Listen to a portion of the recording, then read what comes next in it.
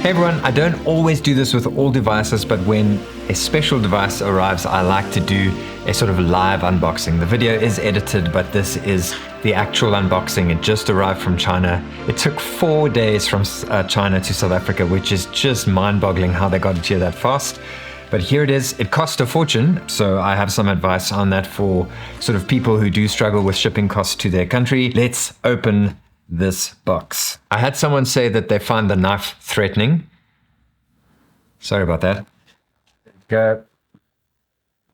I do feel like one day when I retire from YouTube, I'm going to have to get over a serious materialism addiction, because it is very exciting waiting for these packages. So I got all of the things. I thought, I am a YouTube reviewer, so let me check everything out and let you know what I think of all of the things, like the cover, the grip. Box work. We've got the official grip for the RP4 and the 4 Pro. No, this is actually paper for a change. There's the case. Okay, now let's go through all of these to create a bit of suspense. The case, I've gotten the case for the Retroid Pocket 2S. So let's see if it's it's a similar kind of thing. It comes with this really nice grippy zip thingy. Yeah, so this is more like a wetsuit material for the Retroid Pocket 2S. Whereas this is more textured. This is more like a car seat material. There, and then it's got a rubber thing that's stuck on there for the logo, molded to the device. And also what I said about that previous one, and this is the same, is it's got the quality of like a company that actually makes covers. It's got that sort of quality about it. It's not sort of like just some cheap thing they got from some factory in China. They really put a bit of care in selecting who makes this for them. I see there is a screen guard in here. This is to protect the screen, so that if you put your cables here, then your screen is protected. So, and also one of the reasons why I went the whole bang shoot, I don't have an Odin 2, which is all the rage right now. So this is going to be my main device for the better part of the year. And I just heard that my Steam Deck got returned to sender, which I'm really upset about. TechDweeb was kind enough to organize his old Steam Deck for me, and it got posted back to his home. So I'm a bit pissed off about that. Anyway, so this is going to be my main device. All right, moving on. Okay.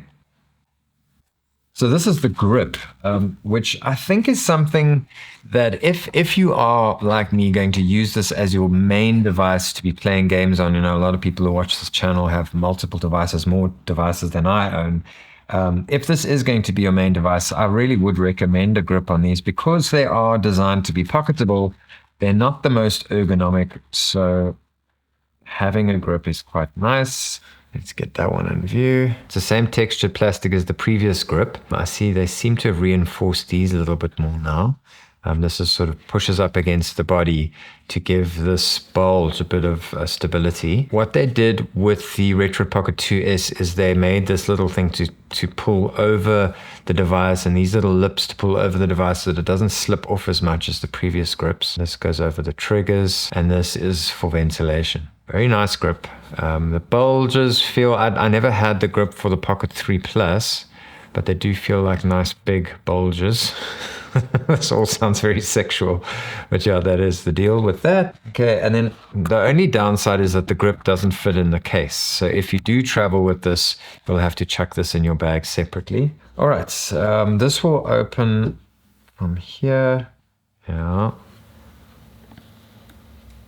And then we've got a little plastic tray here. And you pull, oh, that's not as elegant as I had hoped. Let's just try again. There. They do take quite a bit of care in the unboxing, but that was not a very elegant experience. There we go. Cool. So that's a lot of box. So if you don't buy a case, you literally could just use this for a few months until it breaks, because this is a pretty serious box. I went for the clear because I've already got the blue. Whoa, that is considerably heavier. Because I've already got the blue, I asked my daughter which one I should buy, and she said the clear, so I got the clear. It comes with a USB-C cable, user manual, literally just tells you the specs, doesn't really tell you much. What I think I would really appreciate from Retroid is a guide on how to use their emulator front end, because after my previous review, I realized it's not a bad front end, and it would be nice to have that guide from them, from the horse's mouth. Okay, so let's open this up. All right, so like I mentioned, the first thing I noticed, because I've actually been playing this is markedly more heavy. So maybe it won't register as very, very heavy on the scale, but it is, you can feel it. You definitely can feel it. So that's some ventilation there, because you've got some serious power in here. I actually really like this clear. I actually like it, like genuinely pleased that I got it. It just gives us sort of like real techie vibe. And the frostiness of where the white really shows through is more prominent in real life. So it gives us very contrasty tech from the factory look, and I really like it. All the little notches and bits and pieces of plastic inside show up, and it just looks really cool. So we've got our usual, well, I say usual, they started that with the flip, double injection molded action buttons. We've got the joysticks from the RP2S, the Retroid Pocket 2S, and these are, if anything, they feel better than the Retroid Pocket 2S. You see, so then they're not massive joysticks, and they don't have a huge range of motion, but the way that they move is really, really nice and fluid, and it's got a good motion to it. And I think this is going to be a very nice mini streaming device. So I want to sort the Wi-Fi out in my house and do a streaming video about this device. And then the other big thing is that they've moved the buttons to the front. Thank the Lord for that. That was just a strange quirk of the original. So now we have our volume up at the top. That's going to take a bit of getting used to, because my volume was here on the Retroid Pocket 3 Plus, and the power button is there. And then something that I noticed so this week, I don't usually watch other people's videos, especially of devices that I am reviewing, just so that I don't get like swayed by their opinions. I noticed specifically on Retro Tech Dad's video, you see there, it's got a lovely texture to it. So I'll show you the previous one. You see that it's very smooth. It is just a smooth button. And this has got a texture to it. And now, okay, so we've got analog triggers now, and they're very smooth. So there's less tension on these than the Retroid Pocket 2S. So if you have a Retroid Pocket 2S, or if you have a flip, I've got my flip here.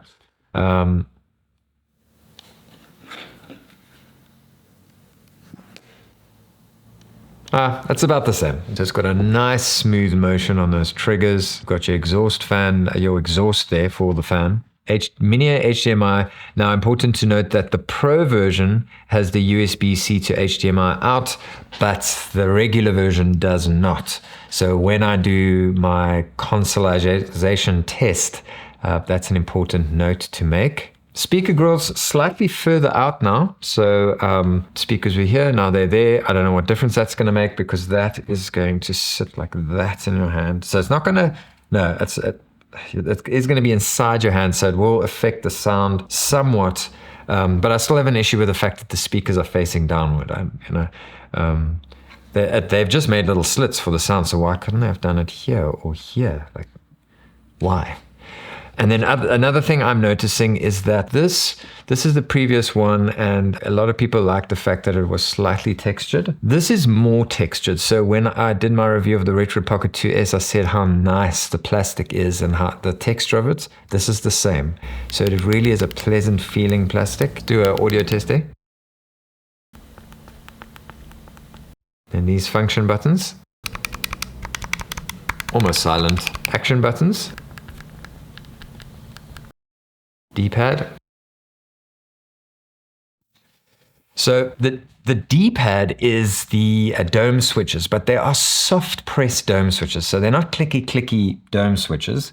And so, originally when I got these, also to note, these action buttons are smaller than these. When I first got this one, I was annoyed that this was dome switches and these were rubber membranes. But because these are fairly stiff rubber membranes and this is a soft click dome switch, it actually works really well together, and I very much enjoy the gameplay on the Retroid Pocket 3 Plus and now the Retroid Pocket 4 Pro.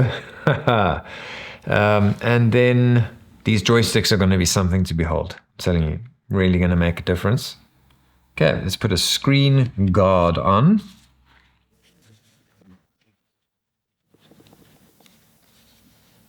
Of course, I kind of just dropped it on and then just tapped it on the edges, and that's like the most perfect screen guard adding experience I've ever had. Let's get up close here.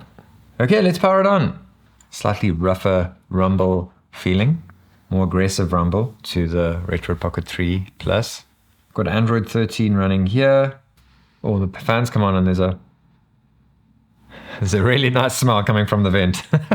So something I am noticing is scrolling around, it's actually difficult to show you. So it's not as big a deal as I'm probably making out. But for instance, when I changed the user interface, I changed it to here and I didn't notice it as much anymore. When I do this, I don't think you'll see it on the screen now, but these white menu items give like a magenta ghosting effect.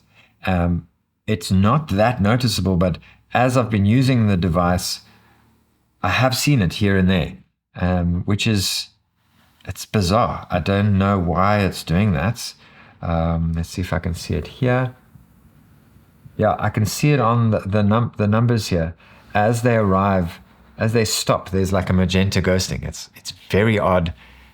I don't know what's going on there. No one else has reported that, but it's definitely there. I think it also has something to do with that original calibrating of the screen, and now that they've calibrated it back, they've broke, because it was green, and now there's a magenta ghosting, so definitely, because those are on opposite ends of the scale. So there's definitely something weird going on there. The fan is just too loud. And I watched Taki Udon's video, and he noticed that the fan was actually drawing a lot of power. And so I really hope Retroid in an update reduce the fan, because I think it's just pushing out too much. I mean, I'm not even doing anything with the device, and it's in smart mode, and I can hear the fan. It should basically be off at the moment. So that's definitely something that needs to be fixed. So those are the first sort of gripes that I can see. But other than that, the slight, like the fact that it is slightly thicker lends itself to just be, and a little bit heavier, lends itself just to feel chunkier and better in the hand. As you know, I love the portability and compactness of this, but you know, picking this up, also the rougher texture, this does feel more ergonomic in the hand because it is slightly bigger, and because these arches for the triggers are slightly bigger. So the whole thing just feels more ergonomic, which is great.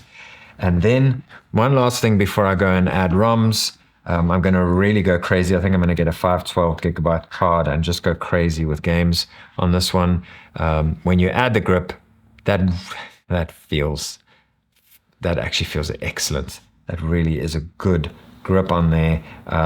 The only thing is, you know, if you are going to use stick, look how good that looks in the black grip. That looks sick. I am a nerd. Anyway, if you are going to use stick heavy games, your hand's going to sort of do this, and then you won't get the benefits of that very nice grip. So you'll end up here. But what I've been doing with the Retroid Pocket 2S, I think it is, I've been playing something with a lot of stick usage, and I just end up doing this. I play with the middle of my thumb like this, and I play like that. So that you know, that's like a little skill that you'll learn. And then also bending your thumb slightly. It's not ideal. It's not an Odin 2, but damn, look at that. That looks really good. I honestly did not think this would look as good as it does. I did this because my daughter wanted to, and I thought, well, she'll think it's cool that I bought something for the channel that she thought was cool.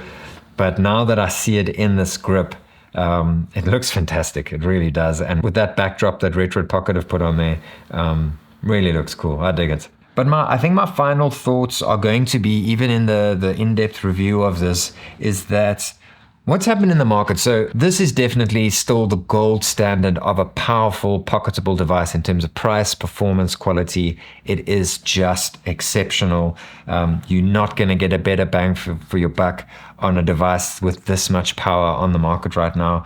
So there's that. But what's changed in the market, when the Retroid Pocket 3 Plus came around, there was nothing like it. There was nothing with just a standard candy bar shape with a good screen with decent power that could play a whole lot of things. There just wasn't anything on the market that was affordable.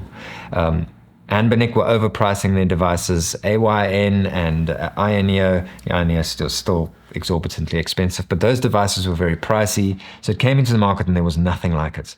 This has one major competitor, and that is the Odin 2. Even though the Odin 2 is quite a bit more expensive, and also, I mean, the shipping is going to cost a lot, so that kind of evens out comparing the two.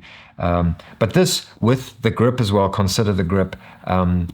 I'm heading into, I spent the device itself was $200. I spent $300 on this device with shipping included. I'll put the numbers on the screen now, but I spent quite a lot of money on this, including the grip and shipping. Obviously, shipping and that will even out on the Odin 2 as well. But with the Odin 2, you are getting a big, powerful device that can play everything. And that's why that, to me, is the gold standard right now.